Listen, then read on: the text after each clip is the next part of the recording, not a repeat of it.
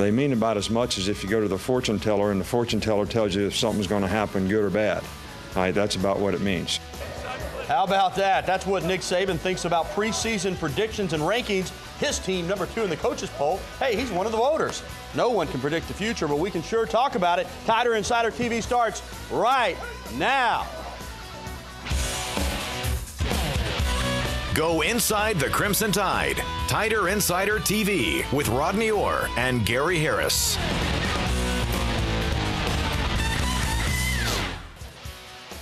Here we go on Tighter Insider TV. Alabama back out on the practice field this afternoon. And for the first time since fall camp opened, Nico Johnson and company doing some popping in football pants. The full pads were on. The Tide worked out for about 2 hours. And just a short time ago, Nick Saban addressed the media. The coach today talking about his team improving. In today's practice, the first practice in pads was probably one of the better ones that we've had. In terms of intensity was better, effort was better, toughness was better. There's still a lot of areas that we need to improve on in terms of execution, but that's why we need to have 25 more practices to get ready to play a game. And with that, we say good evening, everybody, and welcome into another edition of Tighter Insider TV, presented by Buffalo Rock Bottling Company, bottlers of ice cold Pepsi-Cola. Alongside Rodney Orr, founder and editor of TighterInsider.com, I'm Gary Harris. Remember, for the latest on the Crimson Tide, TighterInsider.com, 24 hours a day. We're now a week into fall practice, Rodney, and the talk is heating up about Alabama's 2 quarterbacks. A.J. McCarron and Phillip Sims are competing for the starting spot. Both QBs are said to be good leaders, and certainly they have a good grasp of the offense, and they can throw it. Got great arms. As for who will be listed first on the depth chart, don't expect an answer to that question anytime soon. One thing that might surprise you with all the talk about the competition is that when it comes to these 2 guys themselves, they say it's made out to be a lot more in terms of the intensity than it really is. Every quarterback wants to be, the guy, but at the same time, this isn't the NFL, we're not getting paid. We're here for each other. I mean, listen to everybody. That's just a competitive spirit. But as far as if it's the right thing for this team, let's go along with it. I think the good thing is we will play with a quarterback this year. All right, we can go ahead and put that to rest. And we're very excited about what we have happening at that position. A lot of people will go through and have a quarterback situation where they're wondering who to play simply because they don't really have a capable player at that position. And I think we're fortunate here, and again, we're going to find out when the bullets fly, but we're very fortunate about having some quality players at the position. I'm pleased with both guys. It would make it a little more, it would make it a lot easier to make a determination if both guys weren't doing things in a very positive way. Are you cool with kind of playing a 2-quarterback system if that's what it comes to? I'm fine with it. I mean, if that's what the coaches feel is the best thing for our team, then I can go with it. I'm not worried about taking all the snaps in the world. It's just less hits at the end of the day, really. Whatever coach feels is best. If we got to split time, hey, whatever it takes to win, it really doesn't matter to me. Some good stuff put together right there by our producer, John Huddleston. But Rodney, let's cut through all the sugarcoating now. I mean, that's the politically correct stuff to say, but, you've been around football your whole life. I have too. Both these guys want to play. The competition is intense. It doesn't mean they're not team guys, but you think they're just laying it on a little thick there? Well, again, I think they understand the situation, Gary, that they both have an opportunity to play, and there's an possibility that they both will share the role at least early on. When you watch them in practice, it's really difficult to differentiate between the two, in terms of which one might be ahead. I know there's a lot of speculation, but, I bet you when that depth chart comes out, the Monday before the opening game, it's going to say at quarterback, it's going to say Phillip Sims or A.J. McCarron, or it's going to say A.J. McCarron or Phillip Sims. That's the way it's going to probably look on the depth chart. That's the way I feel. I agree with you, and I think both of them are going to play a lot in that first game, and who's to say how long they'll play 2 quarterbacks. Could go for a while. Let's address this, and I don't really understand it because every school gets to play one quarterback at a time, unless they've got another quarterback lined up somewhere else, you know, in a different formation. You don't hear all the talk about at other schools, well, if this guy doesn't win the job, he's going to transfer. That talk has permeated itself since both these guys got here. I don't really understand it. I mean, one guy's going to be the starter, the other's going to be a play away from playing regardless, even if you know, he's named the second quarterback if there comes an injury. Do you think all that hype, all that talk has been overblown a little bit? Why wouldn't whoever doesn't win the job just settle into being the number 2 quarterback? Well, I think early on, Gary, you know, when you have 2 highly recruited guys, they were sitting behind McElroy, there was a lot of speculation going on. Certainly Phillip Sims comes in the year after A.J. McCarron, and he has a lot of expectations. So I think, you know, initially both guys see the position as an opportunity for them to grab.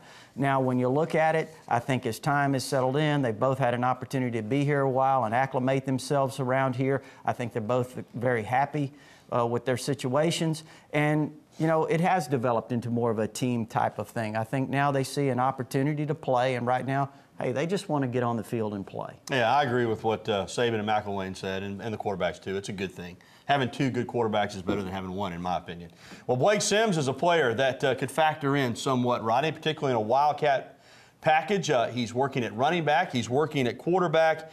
And the one thing about Blake Sims is he's got that it factor. I'm not, you know, again, when I say it around here, I always think of David Palmer, and I don't know that we'll ever see another David Palmer, but he can make plays at different positions, whether it's throwing a football, running with it, could line him up at wide receiver. He's a guy that, with all that different type of talent, those gifts, they got to get him on the field somehow, don't they? Well, first of all, you know, you want to see him on the field. I don't like to compare him to anybody, but in terms of versatility, it reminds me of Hines Ward. You remember the Georgia player, now with Pittsburgh, been with the Pittsburgh Steelers.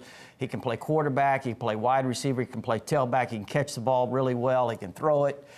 You know, the thing about Blake Sims, Gary, I'm not sure he's great in terms of any particular thing, but he's very, very good at everything. So, you know, again, that's not saying that he can't develop into that, but he is a guy who can give Alabama a weapon doing so many different things. He can line up, as we mentioned, at running back. You can swing him out of the backfield, throw it to him. And I'm going to tell you, we're watching guys field punts the other day. He might have fielded them as naturally as anyone. All right, watch out for Blake Sims. Well, coming up, 2 commitments for the Tide last week. We'll take a look at both of them and tell you who else is on Alabama's recruiting radar. Plus, still to come. Every day I'm going to post something that's just total BS. All right, so y'all can go crazy out there on misinformation and bad information. Coach Saban says he might take to the information superhighway. We'll let you know what provoked that response and look at some possible screen names for the coach if he decides to join the cyber world of the internet. Also ahead, we'll take a look at some of the newest members of the Tide, which players have looked impressive so far from the freshman class, and which ones might contribute this season. Plus, we'll get to your phone calls and emails, 205-348-WVUA, that's 348-9882, or you can email us at TITV@WVUATV.com. We've been around for 10 years, still going strong, thanks to Buffalo Rock & Company. Tider Insider TV coming back right after this. Welcome back, everybody, to TITV alongside Rodney Orr. I'm Gary Harris. Don't want to shortchange us. TITV is in its 12th season.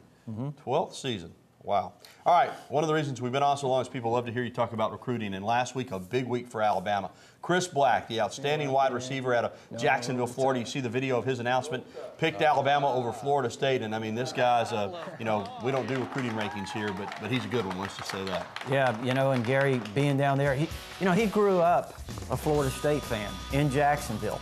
You know, Jameis Winston grew up in Hueytown, and just 50 minutes from here, and he commits to Florida State. Chris Black grows up in Jacksonville, Florida, commits to Alabama. But anyway, outstanding player, Gary. When you look at him on tape, if you watch him on YouTube, you can see his highlights there. He kind of reminds you of some of those guys that Florida's had through the years.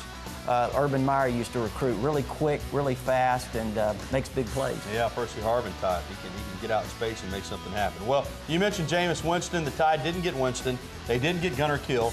But you told us a couple weeks ago, look out for Alec Morris out of Texas. Wait for his commitment, but as soon as Alabama put that offer in front of him, he grabbed it. You know, I even think it was last Tuesday night we talked about him and said, keep an eye on Alec Morris. And he committed, what was it, Friday? Something like that. But anyway, he's an outstanding player. As you look at him, he's got tremendous size for a quarterback. Gary, a really good arm, very, very smart kid. And, you know, he committed to Wake Forest, as you mentioned, just 3 weeks ago or so. And, Alabama offered him and changed his mind. All right, the next domino to fall in the recruiting for Alabama could be Amari Cooper, a great wide receiver out of Miami. A lot of people feel like he's close to pulling the trigger. Let's hope he's not the next domino, because before he announces, Geno Smith goes on August the 17th. But, Amari Cooper, August the 26th, I think, Gary, is when he's going to announce. And, he's a guy that really hasn't had the publicity maybe that he deserves. Some people down in Florida think he's better than Chris Black.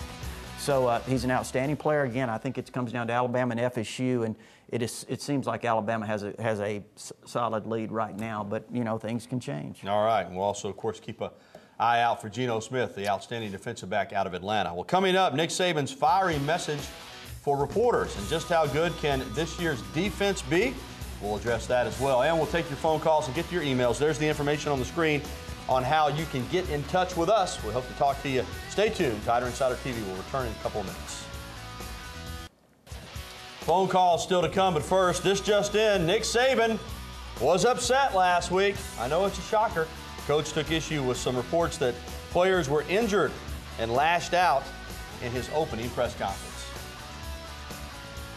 I don't know where you guys get all your information. Every time somebody posts something on a message board, I'm going to start messing with you. I don't know how to do that, but I'm going to start doing it. And every day I'm going to post something that's just total BS. All right, so y'all can go crazy out there on misinformation and bad information. And Rodney, as soon as that happened, your posters went to work on Tider Insider, coming up with some names for Coach Saban if he decides to join and get a screen name. What about Little Debbie? He's famous for Little Debbie oatmeal cakes. The Process, Be a Champion, Darth Saban, good one there. Depth chart, but my favorite, the Sabanator. Well, we already have a Saban's Little Debbie cookie on there. Okay, yeah. Well, but anyway, I think he's talking more than he's actually thinking about joining. But well, sure. Hey? Well, hey, who said he's talking about Tider Insider? I mean, let's be honest. The Eddie Lacy thing, it started on another website, and they said he was out for the year. And all we did was come back and say, yes, he's had a minor injury, but he's not going to miss any time. Yeah. Or he'd be, and he comes out in a black jersey. So we certainly weren't, report anything that wasn't factual, because he did show up in a black jersey, and we were actually correcting a wrong report. So yeah, if he wants to join an internet forum, you're right. There are a bunch of them out there, that's for sure, not just Tider Insider. Well, you've heard the saying, defense wins championships. The Tide will be loaded on that side of the ball again this season, and already the comparisons have started between 92, 2009, and this one. And here's what some of the players have to say about it. We can only be as good as we can, man. Those was great teams, and fortunately I played on one of those great teams. But we trying to build our own thing here. I'm not the one to try to jump into expectations or whatever. But like I said before, I feel like we're real talented. We got a lot of speed out there this year. A lot of explosive players out there. So I feel like this year we got a lot of playmakers, so we can go out there and knock a few guys around and get the ball back. And this is kind of the first complete group that we recruited here at Alabama. So from top to bottom, offense and defense, they're kind of all our kids that you have a relationship with, that you recruited, you went in their homes. And I'm really excited about these guys because they got good attitude and they're excited. Rodney, you and I were talking the other night on the telephone, and I had told you I'd been on a draft board kind of looking ahead. And I've had some concerns about this defense in terms of leadership. But when you look at the talent level, if Drake Kirkpatrick were to come out, right now there are 5 first-round draft picks projected off of this defense alone. Josh Chapman, Upshaw, Hightower, Barron, and Kirkpatrick. So there's a lot of talent here. Of course, you got to go out on the field and get it done, but this is a group that has some ability. And you look at some of the younger guys, Gary, that we've, I know we'll talk about later, and Alabama should be good for years to come defensively. There's no question there is a lot of talent, and Alabama's going to supply many guys to the NFL from the defensive side of the ball in coming years. Well, it's said that defense wins championships, and at Alabama that's been the case. There have been other schools that have won it with some average defenses, had prolific offenses, but every national championship going back to Wallace Wade, when Alabama's won one, they've had a dominating defense. Yeah, what did Barker throw for? 18 yards in the championship game against Miami, and I know that Greg struggled a little bit, obviously. He didn't throw for many. No, he did not, and Julio caught 1 ball that night. So you're right, Gary, the defense was key in all of those, and Alabama's known for defense, playing physical style on offense. So, you know, this defense has a chance to be really good. How good will they be? Probably depend on the chemistry. And again, you mentioned it, leadership. Who's going to step up? Who's going to be that Rolando McClain and the Javier Arenas? Who's going to step up and make the plays when they have to? So, you know, we'll see who develops and if they can come around and be close to that defense. All right, now the newcomers. There's some good-looking freshmen out there, both true freshmen and redshirt freshmen. Let's start with Cyrus Kwanjo, 71. I mean, we knew he had a lot of ability, but boy, he's already developed physically. He's got long arms. He's 6'7", 6'8". You don't think about many true freshmen playing on the offensive line, but he potentially could.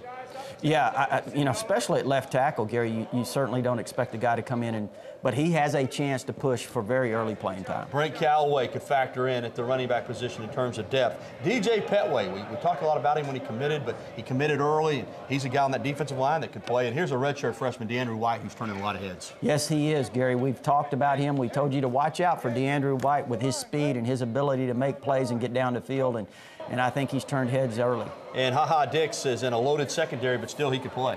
Yeah, Haseen Clinton-Dix is a very talented kid. He's going to be the guy that's going to be the future star in that secondary at the safety spot. And one guy you don't see there in the video, but LaMichael Fanning. What a specimen on that defensive line. Almost looks like Cyrus on the other side of the ball. You know, you look at that, you got DJ Petway, you have LaMichael Fanning, Jeffrey Pagan, you know, who signed late or committed late to Alabama last year, who's originally committed to Florida. Xavier Dixon's a guy that is working some with the linebackers, could end up a defensive end. So Alabama's defensive line recruiting class seems to be very good, and especially when you throw in the junior college player Jesse Williams. All right, let's go to the phones. Gary's been patiently waiting there in Fayette. Gary, what's up?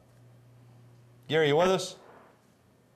Lost Gary. Wanted you to talk about Carlos Watkins from North Carolina. Forest, North Carolina, Chase High School. He's an outstanding player. There's no question about that. Another big defensive lineman. I know he loves Alabama. He made not one but two visits to Alabama in the month of July. That shows you how much he likes it. And, you know, again, where's he going to end up? I don't know, but I know he really likes Alabama a lot, Gary. I think in his mind right now, Alabama's his favorite. But, you know, we'll have to see how everything shakes out. All right, let's go to Bessemer and talk with John. John, welcome into the program. Gary, what's going on, man? Hey, man. Roll Tide. I hear you. Go ahead, John. Hey, man, I want to know how good are we in depth? I want to know how good our defense is going to be this year, later. Okay. Well, we talked about the defense. They're going to be really, really good. And you know, the sky could be the limit. It could be a case of how good do they want to be. On the screen there, you'd ask about the wide receiver, people stepping up for Darius Hanks. We mentioned DeAndre White. You know, the good news is you got two proven guys back, even though Hanks is going to be at that first game. You've got Mays. And there's a lot of talent at that wide receiver position. Guys just itching to get an opportunity to play, and now they will. Mm-hmm. Kenny Bell, Kevin Norwood, or a couple of other guys, as again we mentioned DeAndre White. So, and of course Marquise Mays is back. So, you know, they'll be all right for the first two games. And we're still waiting to hear on Deron Carter, but just some paperwork issues, it looks like. Still expect him to be on the field at some point this fall. Well, more of your phone calls and emails coming up, 205-348-WVUA. And as we go to break, don't forget, you can now catch Tider Insider on the radio. The Tider Insider Radio Network coming your way every Wednesday night from 6 until 8 p.m. They're the stations that we're going to be on in Huntsville, Montgomery, and Mobile. We're hoping to add stations all over the state. You can also listen to us on the World Wide Web. We're streaming live at 977thezone.com. That's tomorrow night at 6 o'clock, the Tider Insider Radio Network. Back to the phones. Hadn't talked with our buddy CB in a while. CB, where you been, my friend? Man, I just been kind of hanging out. Coach is in rare form, I guarantee you that. But, look, we're talking about the running back. Of course, everybody freaked a little bit there for a minute. I did too. But all this good recruiting and playmakers we've had the last few years, Rodney, couldn't we just get a end or defensive back or somebody and plug them in and go on? What do you think, buddy? Well, CB, fortunately, they're not going to have to do that unless there's some sort of an emergency. But, you know, you have Trent Richardson, who is probably going to enter the season as a Heisman candidate, and a guy that I've always thought had unbelievable ability himself and potential is Eddie Lacy. And, of course, Justin Fowler, again, he showed some things last year. And, you know, there are some other guys. We've talked about those. Blake Sims would be a possibility. Christian Jones, a young freshman. Gary mentioned last week that he may get some work at running back, and he has. So, you know, they've got a lot of talent there right now. And, you know, the loss of D. Hart, certainly a blow because of some of the things he could do. But, again, I think Blake Sims may be a guy, Gary, that you could work in and do some things with, too. Indeed. Let's go to Coleman and talk with Brandon. Brandon, welcome into the program. Hey, I was just wondering, I've heard rumors that there's a linebacker that's been really impressive in practice that's a walk-on. Do you have his name, Brandon? I I heard it was Josh Dickerson. Yeah, Dickerson is an inside linebacker, number 55. We did see him out there working with the linebackers the other day. Good-looking kid. You know, now, in all honesty, Brandon, there are examples every year of walk-ons that come up through the ranks and play, and he may be one. He's a good-looking athlete. Having said that, there's a lot of really, really talented scholarship players in front of him. But the fact that he's out there right now speaks well of his ability. Yeah. You know, and Gary, again, when you look at a guy like that, you know, special teams are really big. Saban looks at linebackers with athletic ability to put on special teams, coverage teams, and so he could make an impact in that way. The fact that they got him out there now before the roster expands tells you that to look out for Dickerson. Real quickly, Sam in Birmingham. Go ahead, Sam. Who are some of the prospects that Coach Grant is recruiting in basketball? Tell you what, Sam, we just we're short on time. He has a great class coming in. Got a couple of commitments for the next class. We don't have time to get into it right now. We will definitely have a little basketball update for you next week. We'll do that next week, Sam, because we got to get to our break right now. We'll be back right after this. And finally, more than 80 Crimson Tide student athletes received their degrees this past Saturday in Coleman Coliseum. Many of them football players that you see right there with Nick Saban. Of course, all of the graduation ceremonies from the spring and summer were pushed back because of the tornado on April 27th. But great day for a lot of Alabama athletes and a lot of Alabama students, period. Graduation day, when they'll remember the rest of their lives. Well, it's dinner time. That means this week we're headed to Buddy's Rib and Steak there in Northport. Drop in and have some of that mouth-watering barbecue with us, steak too, if you want. And remember, if you missed any of tonight's show, you can get it on our website, WVUATV.com. We'll have it posted for you later. Thanks for watching TITV. We're getting cranked up. We'll see you again next week. For Rodney Orr, I'm Gary Harris. Thanks for watching. So long.